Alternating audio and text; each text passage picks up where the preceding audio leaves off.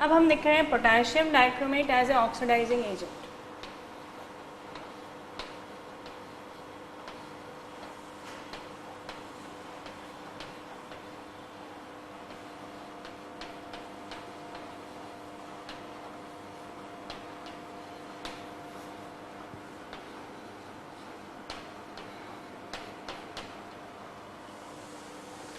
Potassium dichromate as a oxidising agent, जिसे फिलहाल इसकी ऑक्सीडेशन स्टेट +6 है और ये एसिडिक मीडियम में अनस्टेबल ऑक्सीडेशन स्टेट होती है। एसिडिक मीडियम में +3 ऑक्सीडेशन स्टेट ज़्यादा स्टेबल होती है, इसलिए अपने रिएक्शन में ये +6 से +3 में चेंज हो जाएगा। The reaction should be in the acidic medium और नाइट्रिक एसिड और HCl से बेटर है कि हम सल्फ्यूरिक एसिड को यूज़ करें। और अगर हम सल्फ्यूरिक एसिड के रूप में इसको यूज़ करते हैं तो ये रिएक्शन कुछ इस तरह शो करता है, K2Cr2O7 प्लस H2SO4, और इसमें जो दो मेटलिक पार्ट है पोटेशियम और क्रोमियम, जिसमें पोटेशियम तो वेरिएबल ऑक्सीडेशन स्टेट नहीं दिखाता, तो ये अपनी +1 ऑक्सीडेशन स्टेट के साथ ही K2SO4 में चेंज हो जाएगा। अगर मैं क्रोमियम की बात करूँ तो वो फिलहाल अपनी ऑक्सीडेशन स्टेट +6 दिखा रहा है, पर एसिडिक मीडियम में वो अनस्टेबल होता है, वो चेंज होकर बना लेगा +3 ऑक्सीडेशन स्टेट वाला Cr2SO4 होल थ्राइस। कुल मिला के 4 सल्फेट के मॉलिक्यूल है, या 4 मल्टीप्लाई हो जाएगा, साथ में निकलेंगे 4 H2 मॉलिक्यूल। यहाँ ऑक्सीजन 7 है जबकि वहाँ 4 है, बचेंगे 3 नेसेंट ऑक्सीजन, और 3 नेसेंट ऑक्सीजन निकलने के कारण ये ऑक्सीडाइजिंग एजेंट का काम करेगा। ये रिड्यूसिंग एजेंट जो भी होंगे उन्हें ऑक्सीडाइज कर देगा। ये है reaction in terms of available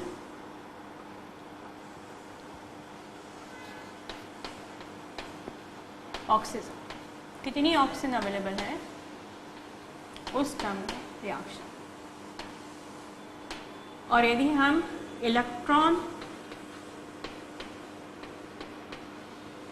gain form में इस रिएक्शन को देखना चाहें कि किस तरह ये इलेक्ट्रॉन लेकर ऑक्सीडाइजिंग एजेंट का काम कर रहा है, तो हम इसका आयनिक फॉर्म यूज़ करेंगे, जिसमें हम ये आयन पोटेशियम आयन हटा देंगे, बच्चा Cr2O7 2 नेगेटिव। ये काम कर रहा है एसिडिक मीडियम में। 7 ऑक्सीजन को हटाने के लिए 14 हाइड्रोजन लगेंगे।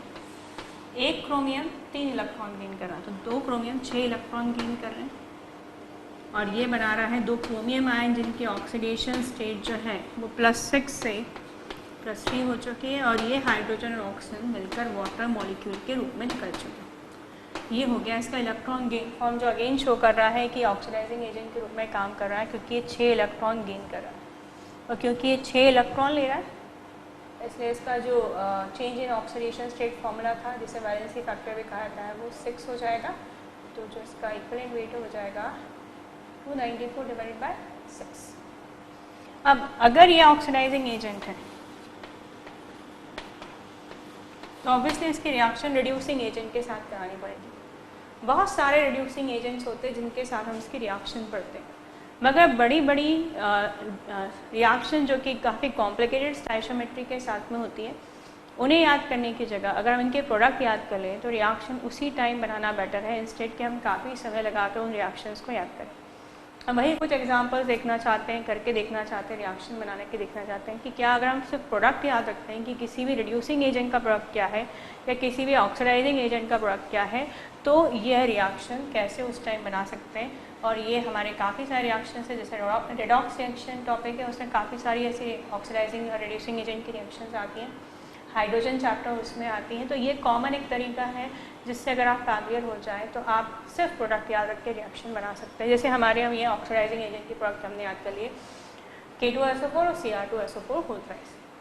पोटेशियम डाइक्रोमेट जब सल्फ्यूरिक एसिड के साथ रिएक्शन करेगा वो 2 प्रोडक्ट बनाएगा, K2SO4 और Cr2SO4 whole thrice. Reducing agent में चलिए अब कुछ एग्जाम्पल लेते हैं रिड्यूसिंग एजेंट के।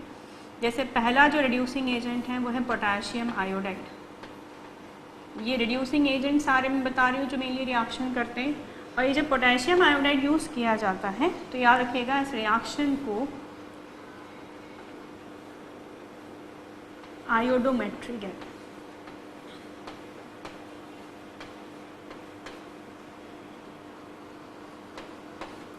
और इसका जो बनने वाला प्रोडक्ट है आयोडीन, तो ऐसा चाहिए ये they are like a partnership कि ये जो है वो रिड्यूसिंग एजेंट है और इसका बनने वाला प्रोडक्ट ऑक्सीडाइजिंग एजेंट है। तो जब आपको ऑक्सीडाइजिंग एजेंट की रिक्वायरमेंट होती है तब आयोडीन यूज़ करते हैं और तब इस रिएक्शन का नाम होता है आयोडीमेट्री। तो ये नाम से पहचाने आते हैं। अगर आप किसी रिएक्शन में ऑक्सीडाइजिंग एजेंट के रूप में आयोडीन यूज़ करें दैट इज कॉल्ड आयोडीमेट्री और Ki यूज़ करें दैट इज कॉल्ड आयोडोमेट्री। तो हम यहाँ पोटेशियम डाइक्रोमेट की रिएक्शन Ki से कराएंगे क्योंकि पोटेशियम डाइक्रोमेट खुद एक ऑक्सीडाइजिंग एजेंट है, तो इसकी रिक्वायरमेंट क्या है, रिड्यूसिंग एजेंट की प्रोसेस के कहलाएगी आयोडोमेट्री। सेकेंड रिड्यूसिंग एजेंट जिसकी हम रिएक्शन इसके साथ कराएंगे that is oxalic acid. This is called oxalic acid. और इस ऑक्सैलिक एसिड का जो प्रोडक्ट होता है वो होता है कार्बन डाइऑक्साइड और वाटर। तो हम रिएक्शन नहीं, हम प्रोडक्ट याद कर रहे हैं, प्रोडक्ट याद करके देखेंगे हम कैसे रिएक्शन बनाएंगे। तीसरा रिड्यूसिंग एजेंट जो इसके साथ रिएक्ट कर सकता है इस फेरस सल्फेट। फेरस सल्फेट या तो इसके लिए कहा था आप इसे फ्रेशली यूज़ करें क्योंकि रिएक्शन +2 ऑक्सीडेशन स्टेट कर रही है और हम ये बात देख चुके हैं कि +2 से ज़्यादा स्टेबल इसकी +3 ऑक्सीडेशन स्टेट होती है। अगर फ्रेश नहीं होगा तो हो सकता है ये +2 से +3 में चेंज हो चुका और +3 ऑक्सीडेशन स्टेट के साथ ही रिड्यूसिंग एजेंट का काम नहीं करेगा। इंपॉर्टेंट, फेरस सल्फेट यदि यूज़ करें तो फ्रेशली प्रिपेयर्ड होना चाहिए क्योंकि आयरन की +2 ऑक्सीडेशन स्टेट रिड्यूसिंग एजेंट का काम करती है, जबकि ज़्यादा स्टेबल क्योंकि +3 ये हो सकता है कि पुराना रखा हुआ फेरस सल्फेट अपनी ऑक्सीडेशन स्टेट +2 से +3 कर चुका हो, तब वो रिड्यूसिंग एजेंट का काम नहीं करेगा। इसके अलावा इसका एक सॉल्ट फॉर्म यूज़ किया था मोहर सॉल्ट।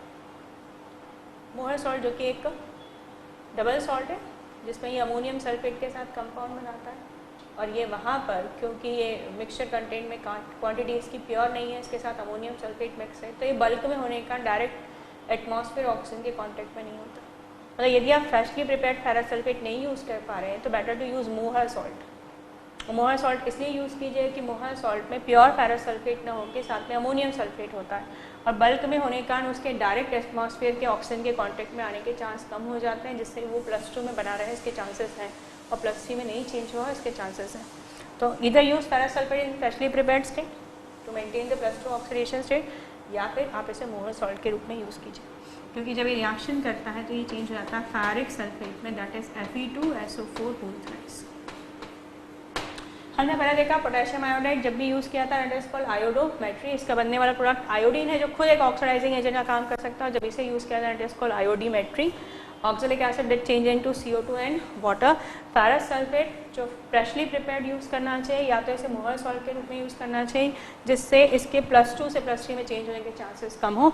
तो next fourth one is sodium sulphide Na2SO3। It's also reducing agent. ये सारे हम रिड्यूसिंग एजेंट देख रहे हैं। It's name is sodium sulphide.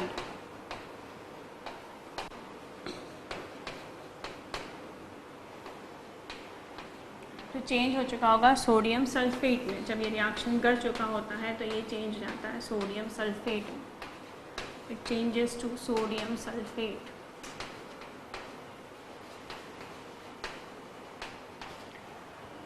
Next reducing agent is H2S. It's also a very common reducing agent. Hydrogen sulfide जो reaction में use किया था as a reducing agent, it changes to sulfur. 6 SO2 gas. ऐसे तो ये oxidising reducing agent दोनों की तरह काम करती है पर बेसिकली ये ज़्यादा प्रेफर करती है reducing format. Changes to H2SO4 जो हो गए उनकी बात करें। सबसे पहले हमने यूज़ किया Ki, इसका यूज़ कहलाता है आयोडोमेट्री। चेंज होता है आयोडीन में और आयोडीन को अगर किसी रिएक्शन में ऑक्सीडाइजिंग एजेंट के रूप में यूज़ करें the process called iodometry. The second is oxalic acid जिसका प्रोडक्ट हमेशा होता है CO2 and water. The next is ferrous sulphate change to ferric sulphate. Ferrous sulphate हमेशा फ्रेशली प्रिपेयर लेना चाहिए जिससे वो +3 में चेंज हो चुका हो इसके चांसेस कम हो, या उसे मोहर सॉल्ट के रूप में लेना चाहिए। Sodium sulphide that change into sodium sulphate यदि रिएक्शन कंप्लीट करें H2S to sulphur and then SO2 to sulphuric acid. Then 7 is hypo Na2H2O3 जिसे सोडियम थायोसल्फेट भी कहते हैं। It's another important reducing agent. Hypo जो चेंज होकर बनाता है पोटेशियम डाइक्रोमेट से रिएक्शन करके इसके प्रोडक्ट होते हैं तो सोडियम सल्फेट और सल्फर। ये रिएक्शन करके बनाता है sodium sulphate and sulphur. 8 sodium nitrite.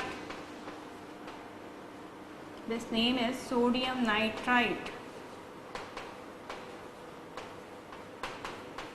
Sodium nitrate जो रिएक्शन क्या बना सकता है, सोडियम नाइट्रेट। सोडियम नाइट्राइट जो रिएक्शन क्या बना सकता है, sodium nitrate. Next one is sodium arsenite, Na3ASO3, this called sodium arsenite.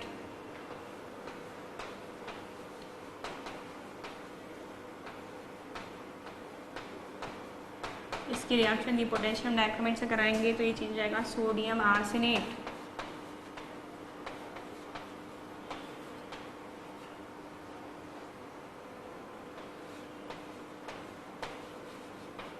Sodium arsenate.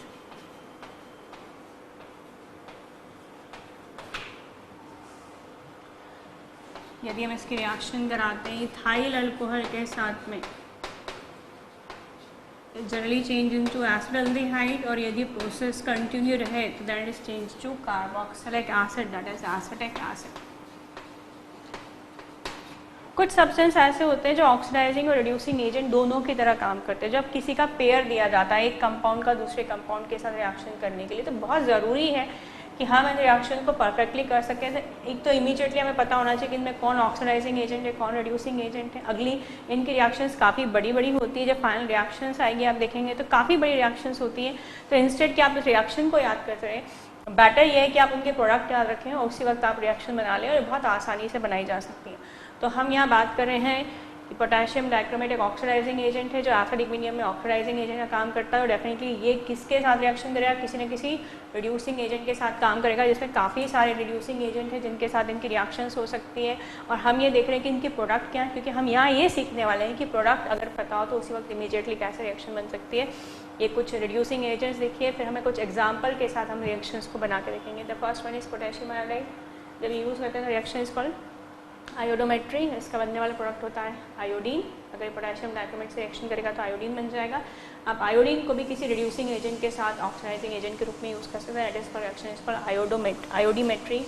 Oxalic acid एक रिड्यूसिंग एजेंट, इसका बनने वाला प्रोडक्ट CO2 और H2 होता है। फेरस सल्फेट जो बनाता है फेरिक सल्फेट। अगेन याद रखिए ये फ्रेशली प्रिपेयर्ड होना चाहिए, या फ्रेशली प्रिपेयर्ड नहीं ले पा रहे हैं तो ये बहुत सॉल्ट के रूप में लिया जाना चाहिए, क्योंकि आसानी से +2 से +3 में चेंज हो चुका होता है। और अगर आपके कंपाउंड में वो ऑलरेडी +3 ऑक्सीडेशन स्टेट में चेंज हो चुका है तो वो रिड्यूसिंग एजेंट का काम नहीं करेगा। फिर sodium sulphide, that will change into sodium sulphate. H2S change to sulphur, SO2 changes to sulphuric acid. Hypo Na2H2O3, that is called sodium thiosulfate, changes to Na2SO4 and sulfur. Sodium nitrate will change into sodium nitrate. ये product है जो बनेंगे potassium dichromate से reaction करने के बाद, और ये जो है लेफ्ट साइड में सारे रिड्यूसिंग एजेंट्स है। Sodium arsenide changes to sodium arsenate, और ethyl alcohol change to acetaldehyde and carboxylic acid. अब हम कुछ रिएक्शन लेने वाले हैं जिनमें हम इस ऑक्सीडाइजिंग एजेंट की रिएक्शन इस रिड्यूसिंग एजेंट से कराकर इन रिएक्शंस को बनाने की कोशिश करेंगे। Potassium dichromate as a oxidising agent.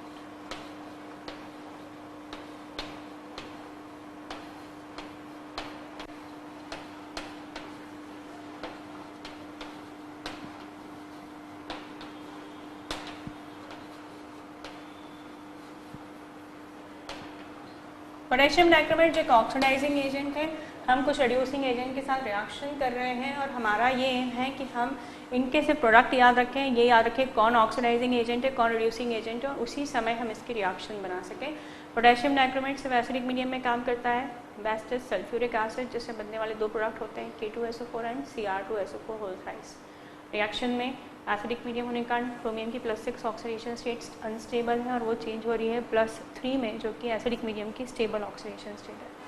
तो एक एक रिएक्शन देखते हैं। सबसे पहले हम रिएक्शन विथ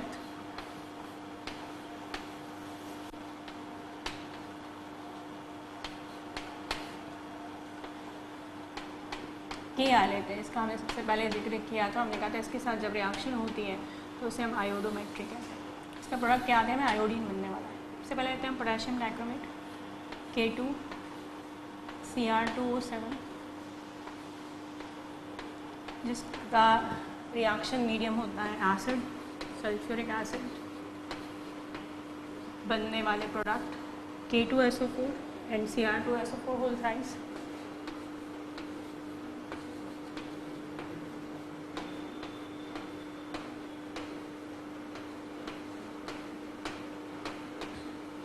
रिएक्शन बैलेंस करें तो यहाँ 4 सल्फेट मॉलिक्यूल है तो यहाँ 4 से मल्टीप्लाई होगी। यहाँ जो 4 हाइड्रोजन एटम है, 8 हाइड्रोजन एटम या 4 हाइड्रोजन मॉलिक्यूल हैं, ये ऑक्सीजन के साथ रिएक्ट करके वाटर बना देंगे। यहाँ पर हमारे पास में 7 है और वहाँ है 4, बचे 3, तो ये हो गए 3 नेसेंट ऑक्सीजन। और हमारे से रिएक्शन करानी किया है के साथ में देखिएगा, ये रहा किया है। क्या रिड्यूसिंग एजेंट जब रिएक्शन करता है तो इसके साथ ये नेसेंट ऑक्सीजन आना कंपलसरी है। और इसके अलावा आप मीडियम में एसिड तो है ही H2SO4 या पानी भी एक्वस मीडियम होता है, वो आप यूज़ करना चाहते हैं कि नहीं करना चाहते हैं वो प्रोडक्ट पर डिपेंड करेगा। जैसे यहाँ दिखता है, अगर मैं यहाँ पे बात करूँ तो ये बात क्लियरली है कि KH always changes to iodine. तो अगर मुझे आयोडीन में से चेंज करना है तो एक प्रोडक्ट है इसका फिक्स है I2, तो ये 2 आयोडीन निकल गए। अब बात आती है ये कि ये जो पोटेशियम है इसके साथ इस नेसेंट ऑक्सीजन का लेना कंपलसरी है। और अगर मीडियम एक्वस है तो डेफिनेटली ये जो पोटेशियम है वो अल्कली मेटल्स हैं और alkali metals are prefer to change into base, therefore they are called alkali metals. तो अगर ये इसमें चेंज होंगे तो अब रिएक्शन ऑटोमेटिकली बैलेंस हो जाएगी, क्योंकि ये 2 पोटेशियम, ये 2 ऑक्सीजन और 2 हाइड्रोजन। तो मैंने कहा नेक्स्ट इक्वेशन में सल्फ्यूरिक एसिड आएगा या फिर पानी आएगा, वो डिपेंड करेगा एज पर रिक्वायरमेंट कि किस चीज़ की ज़रूरत आपको पड़ रही है। तो यहाँ पोटेशियम जो है नेसेंट ऑक्सीजन को यूज़ करने के लिए पानी की मदद लेगा, it will change into KOH। तो ये हो गई आपकी रिएक्शन।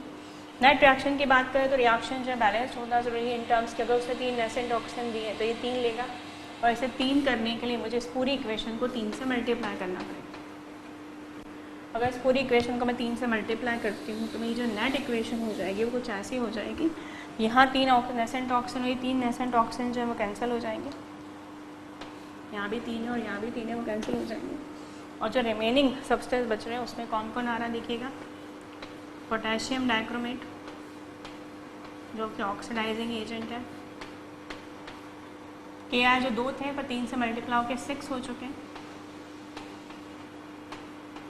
सल्फ्यूरिक एसिड मॉलिक्यूल जो 4 हैं,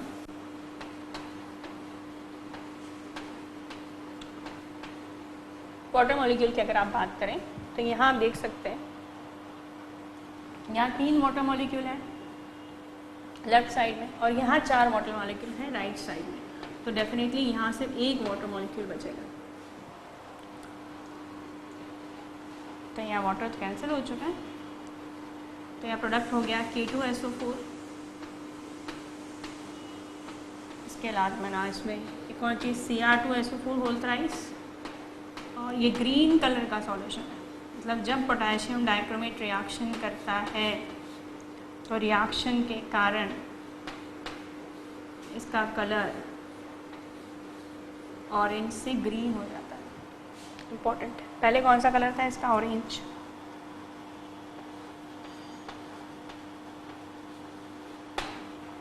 और ये ऑरेंज से हो गया ग्रीन कलर का।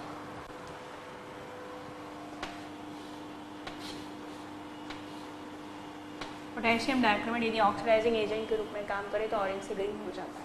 इसका एप्लीकेशन किया जाता है, जैसे मैंने कहा अल्कोहल भी इन्हें बताया था, अभी रिड्यूसिंग एजेंट का काम करता है। तो यदि कोई पर्सन ड्राइविंग कर रहा है और ड्राइविंग करते वक्त ये चेक करना है कि उसने ड्रिंक किया है कि नहीं किया है, तो एक इंस्ट्रूमेंट आपने देखा होगा एड्स वगैरह में जिसमें वो फूकने के लिए कहते हैं, तो एक्चुअली उसमें इन दोनों का मिक्सचर होता है, सल्फ्यूरिक एसिड और पोटेशियम डाइक्रोमेट का, जो कि एक ऑक्सीडाइजिंग मिक्सचर है। तो अगर उस पर्सन ने ड्रिंक किया होगा तो डेफिनेटली जब वो उसमें फूकेगा तो साथ में अल्कोहल के वेपर्स जाएंगे जो रिड्यूसिंग एजेंट होंगे, और अगर रिड्यूसिंग एजेंट हुआ तो ये ऑक्सीडाइजिंग एजेंट उससे रिएक्शन करके अपना कलर ऑरेंज से ग्रीन कर देगा।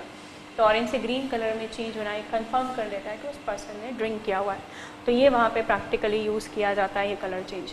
तो हम देख सकते हैं कि इस रिएक्शन में काफ़ी बड़ी रिएक्शन ये हो रही है, दिखने में ये कॉम्प्लिकेटेड भी दिख रही है। 3 आयोडीन इसलिए हुआ कि यहाँ 3 मल्टीप्लाई हो गया, ये हो गया 6 KOH और साथ में निकला वाटर मॉलिक्यूल।